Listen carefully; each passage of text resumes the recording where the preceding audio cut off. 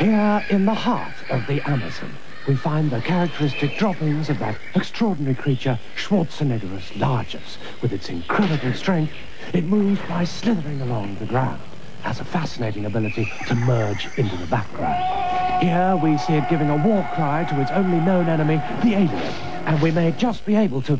Uh-oh, looks like I've been spotted. Oh! Arnold Schwarzenegger in Predator, Saturday at 9:40. Hey, underneath this calm, meek, pale exterior lies the sleek, conditioned inner system of a man who knows no compromise. Yeah.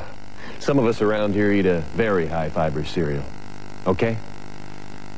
Kellogg's All Brand. Just so you know. Feel it in every fiber. It's all about knowing your body, how it looks and feels, knowing what you can trust. Tampax tampons have an easy-to-use applicator for a perfect fit, so the tampon fits you naturally, whilst the soft fibres absorb gently for maximum comfort and protection. The more you know it's natural to trust Tampax tampons. Gavin MacDonald, inventor of the Jamaican Rumba. That's it, rum! One of many inspired chocolates found in a box of Terry's All Gold. Dixon. At Dixon's, enter the amazing world of computer multimedia with digital sound and action. Learn about the stars and land on distant planets. Experience nature in the wild. Explore the inner body.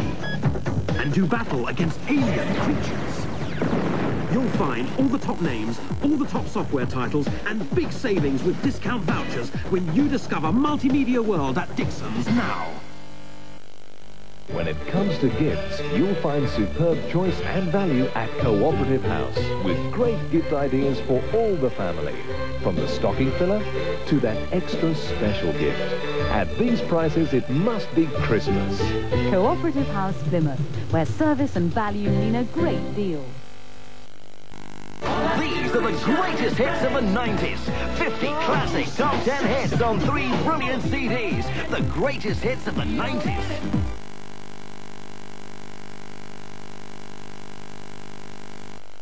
Classic encounters on the Westcountry match.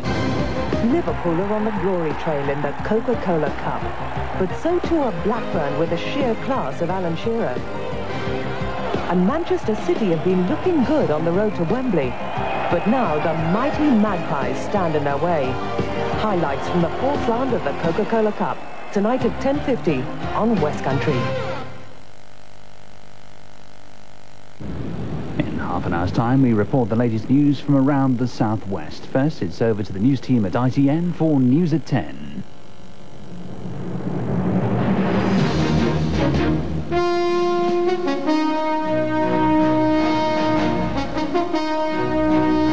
From ITN, News at 10 with Trevor MacDonald.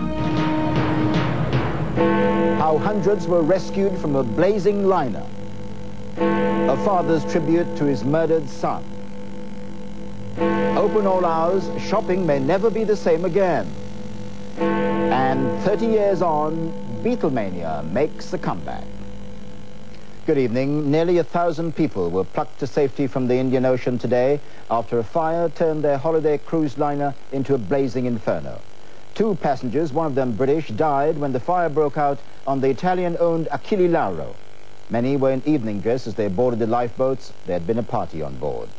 The Achille Lauro was last in the news in 1985, when it was hijacked by Palestinian terrorists. From Nairobi, our Africa correspondent Mark Austin reports on the extraordinary rescue operation, which took place off the coast of Somalia. The Achille Lauro, a cruise liner with an infamous history, tonight remains ablaze and listing badly in the Indian Ocean. The pilot of a US Navy patrol aircraft who overflew the liner described an inferno. The fire has gotten progressively worse. The whole aft portion of the ship from the second stack aft is fully engulfed in flames now. The ship was 130 miles off the coast of Somalia when just before dawn the fire alarm sounded and the crew sent out a distress call. A dozen vessels, including an oil tanker, responded to Mayday calls in a massive rescue operation coordinated from this centre, more than a continent away, in the Norwegian city of Stavanger. One British survivor, still in his dinner jacket after a black-tie ball aboard the cruise ship, said, "The fire was absolutely huge. Passengers poured onto the deck, but the heat threatened to hold them back. The smoke got thicker and thicker." He went on, "We got into the lifeboats and the ship was an amazing sight. Flames were leaping up and she was listing badly." The Achille Lauro has been dogged by misfortune over the years. 2 previous fires, and in 1985 she was hijacked by Palestinian terrorists who shot an elderly American, Leon Klinghoffer, dead in his wheelchair and threw his body overboard. Tonight, American Navy helicopters are dropping medical and food supplies to survivors huddled aboard an oil tanker believed to be steaming towards the Seychelles or to the port of Mombasa here in Kenya. They're due to arrive sometime tomorrow, cold, uncomfortable, but relieved to be alive. Mark Austin, News at 10, Nairobi. Relatives and friends of the 92 Britons on board the Achille Lauro have spent an anxious day waiting for news.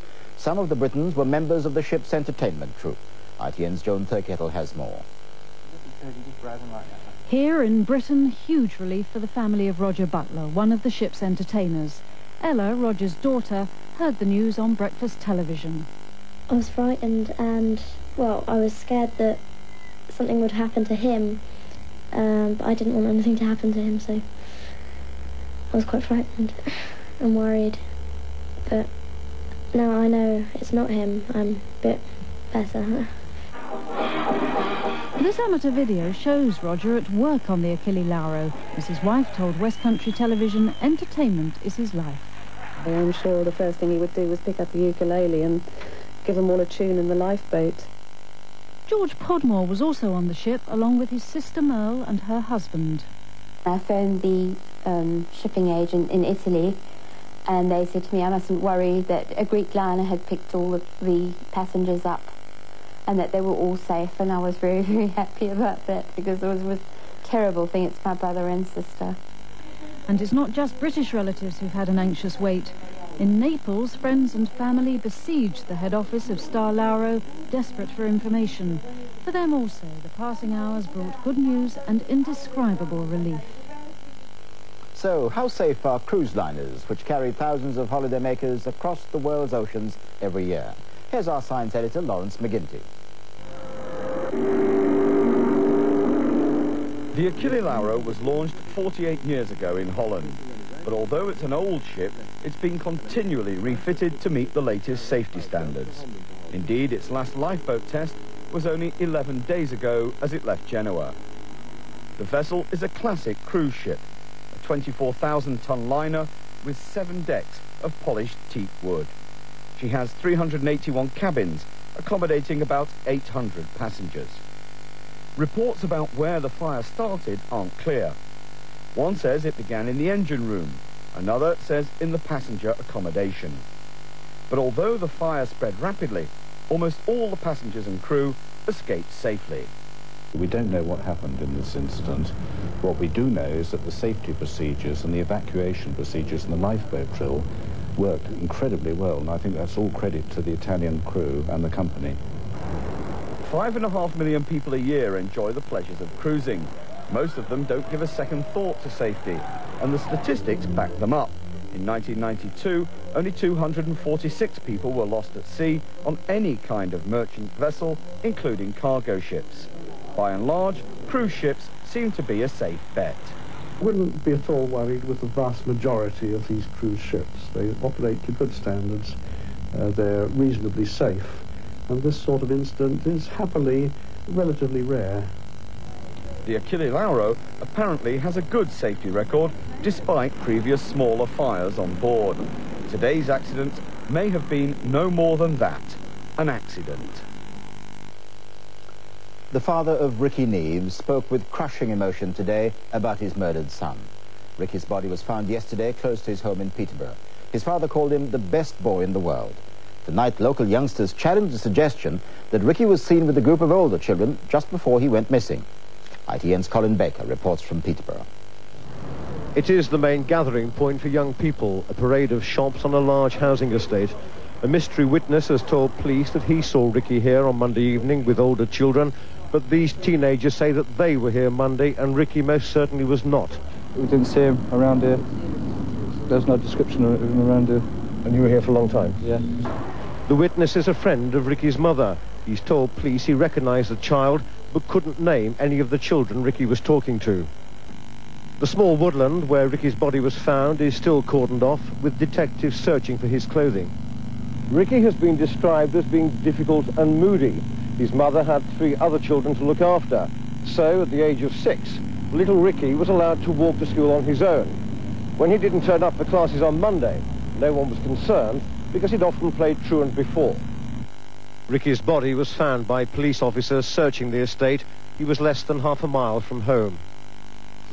For Ricky's father, appealing for help to catch his son's killer, it was impossible to contain the heartache and sorrow. He was the best boy in the world, and I loved him. Sitting alongside, Ricky's grandfather said the sunshine had now gone out of their lives. And I hope that anybody that knows anything, please get involved. Don't let this happen anymore. For Ricky's young school friends, it should have been a time for making streamers and hanging holly. Instead, today, they cried and laid flowers in his memory. Colin Baker, News at 10, Peterborough. Despite all the rumour and speculation about stalking horses over the last few days, there were no challenges to Mr. Major's leadership of the Conservative Party today when nominations closed. But as one problem disappears, for the time being, another looms. Ministers must convince Conservative rebels to back the government next Tuesday over the second stage increase in VAT on heating bills. Here's our political correspondent, Hugh Pym. Whatever the talk of the last week, John Major is secure, and there was a smile on his face at an award ceremony tonight where one of the winners was a company called TNT. It occurred to me that I could perhaps have used some TNT a little earlier this week. The 12 noon deadline came and went. Any challenge for the leadership of the Conservative Party must wait another year. A small group of people tried to make this into a big issue, and it was never a starter. And thank goodness the majority of my colleagues realised just how silly it would have been. But there's another threat to the government, with Labour writing to Tory backbenchers calling for support in a vote next week on VAT on fuel. I believe that there is a majority in this House for stopping the increase to 17.5%, and I believe that that majority should now be allowed to express itself. The Treasury Minister Jonathan Aitken urged fellow Tories not to fall for Labour's approaches, but there were some who didn't hide their concerns.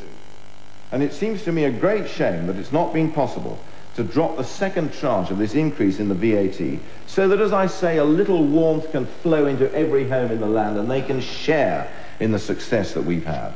This time the government can't rely on the support of the Ulster Unionists. So with 9 or more Tory backbenchers threatening to vote against or abstain, it looks like being another cliffhanger for the Prime Minister. Hugh Pym, News at 10, Westminster. The Labour Party took its first formal steps today to remove Clause 4 from its constitution. Since 1918, Clause 4 has committed the party to nationalisation. The majority of members of the National Executive Committee agreed to discuss a new policy document aimed at updating the constitution. Mr. Blair suggested making the change at this year's party conference. Thousands of Russian troops are reported to be massing on the borders of the breakaway Republic of Chechnya tonight after President Yeltsin's threat to intervene. He's given the rebel militias until tomorrow to lay down their arms. The Russians say Chechnya, which has a long history of determined independence, is today a haven for gangsters and terrorists. ITN's Moscow correspondent Julian Mannion reports from there. For the second time in 2 days, planes burned on an airfield near the Chechen capital following a raid by unidentified aircraft. As before, the Chechens have claimed that the bombers were Russian, but this cannot be confirmed.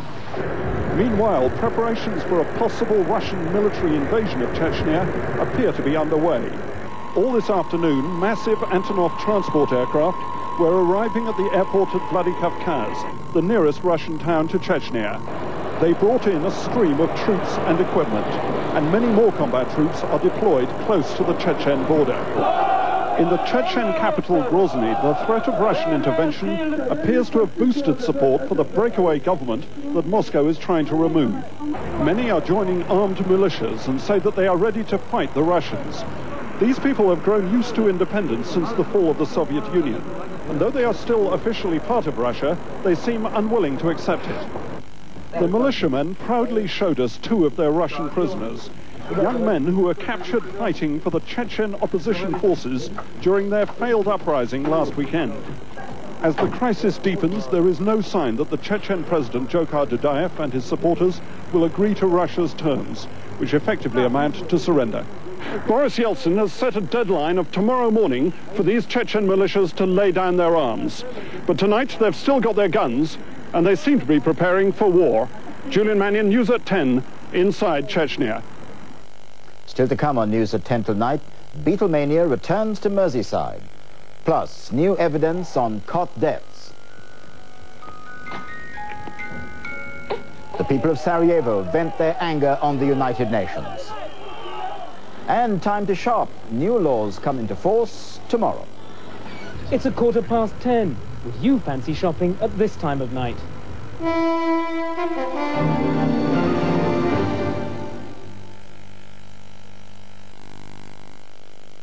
Do you know what I wanted for Christmas? A scale electric super saloon set. Special features? Headlights and realistic sound. What else? A Raleigh mountain bike. Gears? 10. Make? Shimano. Brakes? Cantilever. Rims? Alloy. Why don't I need the helmet? Oh yes, conforming to BS 6863.89, of course. What's my chance of getting these? Slim.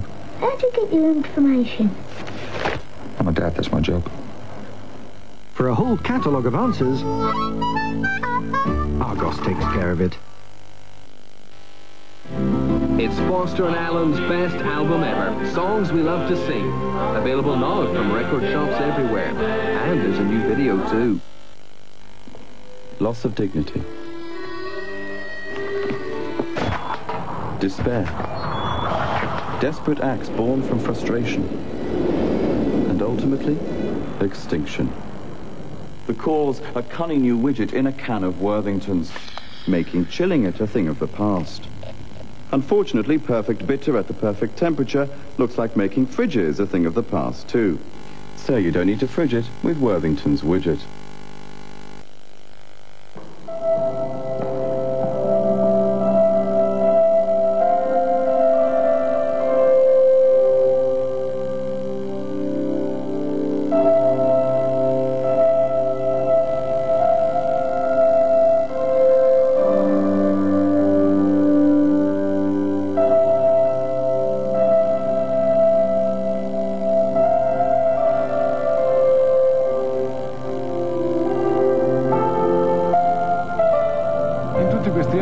Sembrato che sentisse la mancanza di una macchina.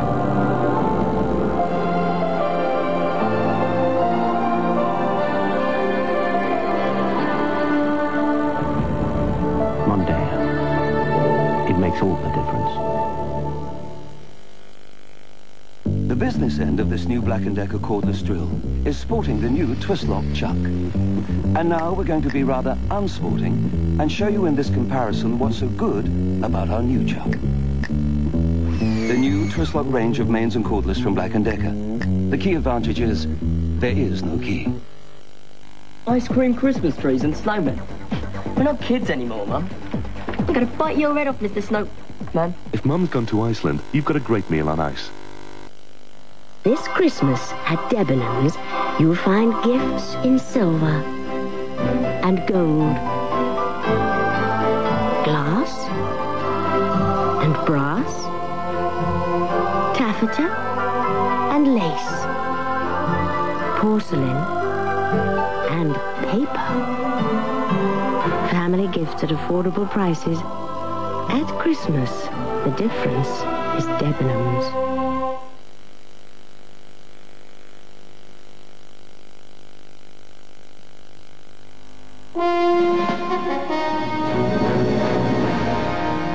If you're worried about getting all the shopping done before Christmas, there could be a solution by tomorrow. From midnight, shops will be allowed to stay open for as long as they like. Opening hours will be determined solely by demand. Not everyone is happy about the change. But our business correspondent Mark Webster is with some late-night shoppers. Mark? A growing number of shops are opening for ever longer hours in the face of competition. This one's open for 24 hours out of 24. Following the reform of Sunday trading laws in England and Wales, supporters of this latest move say it'll remove many other anomalies. That means certainly that within 2 hours' time, this shop, like many others, will no longer technically be breaking the law.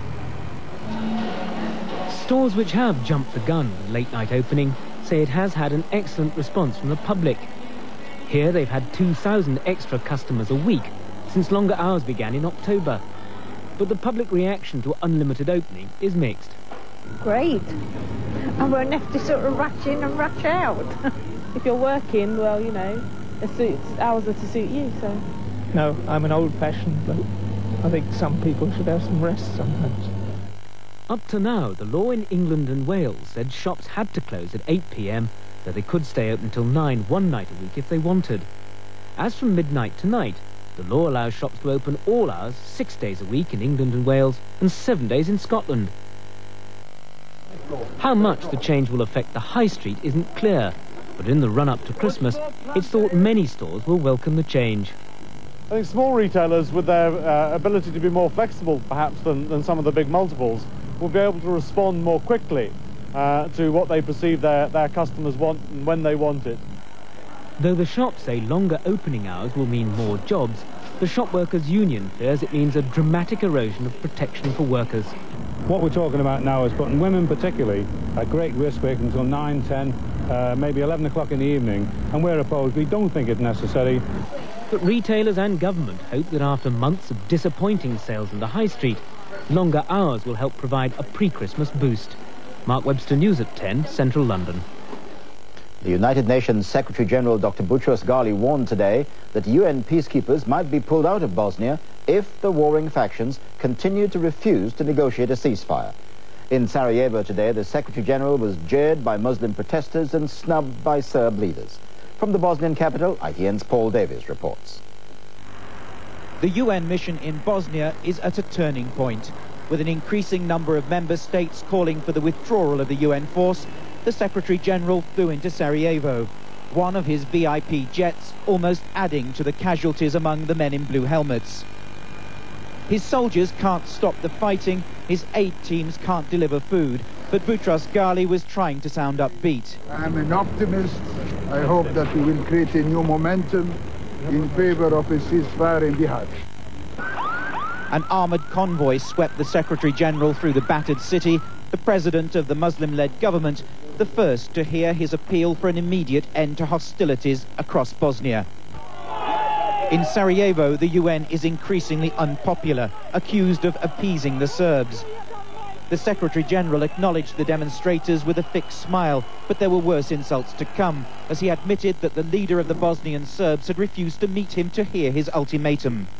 I believe that in declining to meet the Secretary-General of the United Nations, Dr. Karadzic has done his people a great disservice. Through the cameras, he warned Dr. Karadzic, if the fighting continues, the UN will leave. It will become impossible for me to convince the Security Council to keep UNPROFOR here. At the end of a depressing day for diplomacy, two clear messages. The Bosnian Serbs are quite prepared to humiliate the Secretary-General of the United Nations, while the UN can do little except threaten to pull their forces out of Bosnia. Paul Davies, News at 10, Sarajevo. Mr. Major tried to defuse the row with the United States over Bosnia today when he met American Senate Majority Leader Robert Dole. On the surface, it appeared to work. After the meeting, Mr. Dole said there was no rift between them. But almost everywhere else, it's seen as the most damaging crisis in transatlantic relations. NATO ministers meet tomorrow to discuss it. Here's our diplomatic editor, James Mates. Bosnia marked the first time NATO forces have ever been in action. It may yet be the last.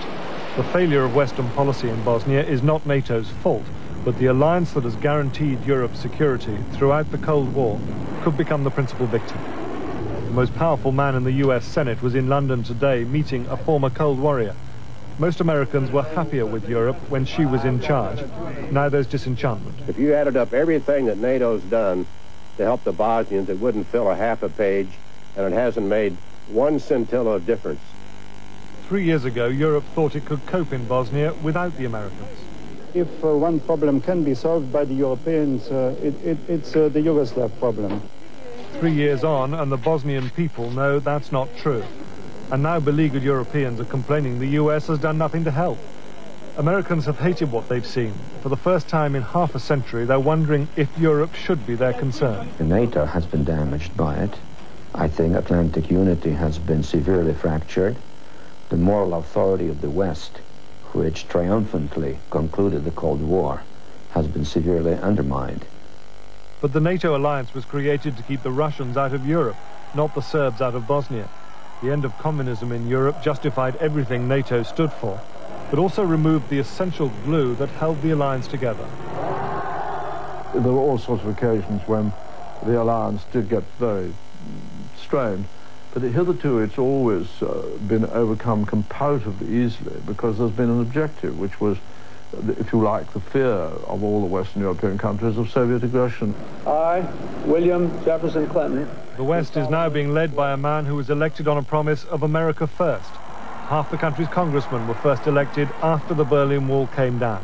Cold War loyalties can no longer be taken for granted. I tend to dismiss a scenario which has the United States pulling out altogether.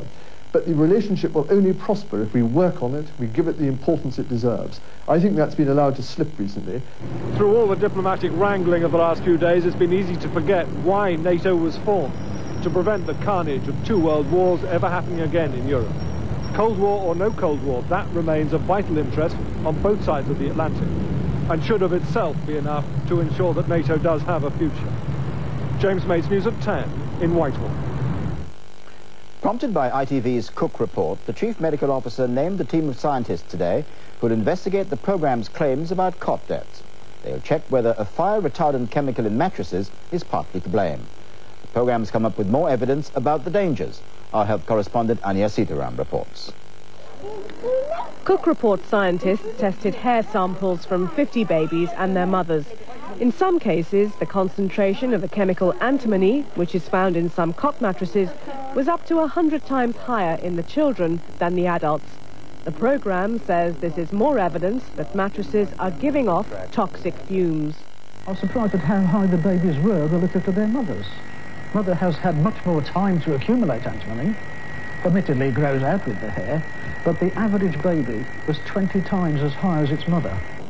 Thousands of mattresses containing the fire-retardant chemical antimony have been withdrawn from sale following the Cook report's original findings. The programme found levels in tissue samples of cot death victims and in their mattresses. Scientists we spoke to today say the new evidence on babies and their mothers is interesting, but the levels of the chemical were still low. Antimony was once used as a common medicine for treating lots of diseases, and it's still used in parts of Africa. And if someone on such a treatment would expect a much higher level of antimony, but it is slightly puzzling that these levels are elevated. Hairs and tissues are always under constant rebuilding and loss.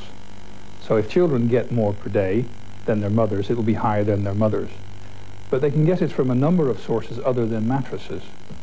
In other European countries, antimony is not used in cot mattresses, and yet there are still cot deaths, a fact which scientists say casts doubt on the Cook report's theory. Today the government launched its new expert group on cot deaths, which will address the questions the Cook report raises. And finally, we could have been reporting this 30 years ago. The Beatles have a new album this Christmas. It has 56 songs from radio shows made in the 60s. Our North of England correspondent Steve Scott went to the Beatles' hometown to see how the album is playing there.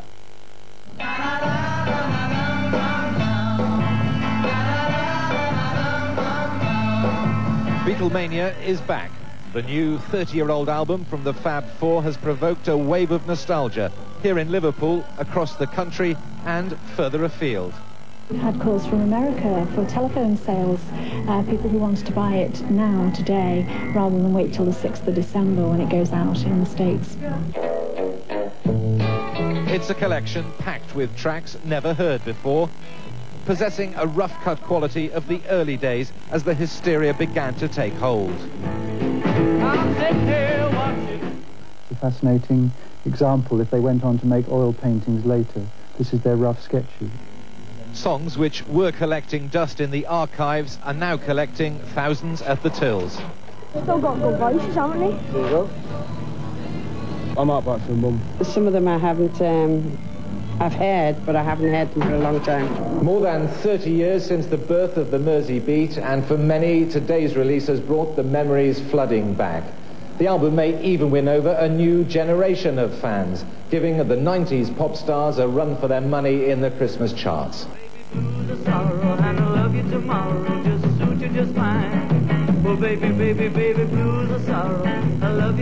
Steve Scott, News at 10, Liverpool. And that's News at 10 tonight. We're back tomorrow. From all of us here at ITN, good night.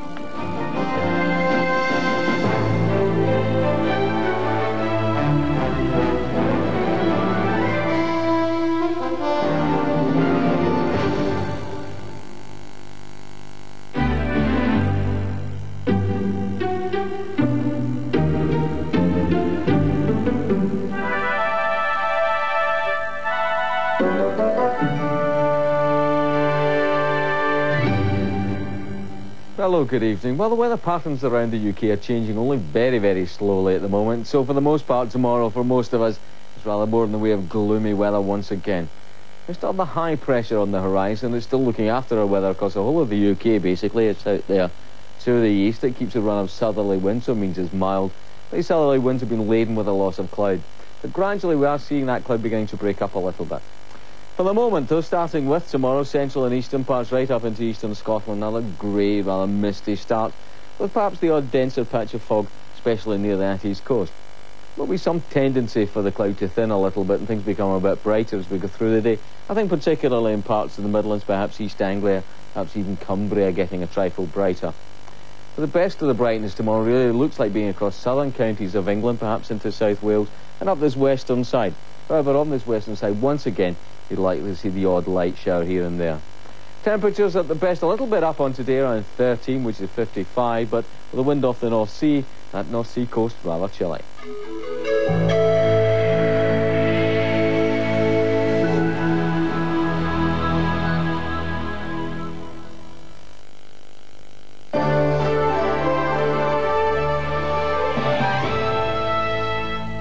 Good evening. A massive police operation has been underway at Paynton in South Devon tonight after reports of a big gas leak. People have been told to stay indoors and not light matches. The smell was detected up to 30 miles away. Gas board officials, however, say they've yet to discover any leak, but they don't want people to assume there isn't one. Well, at this time, all the indications are that it isn't natural.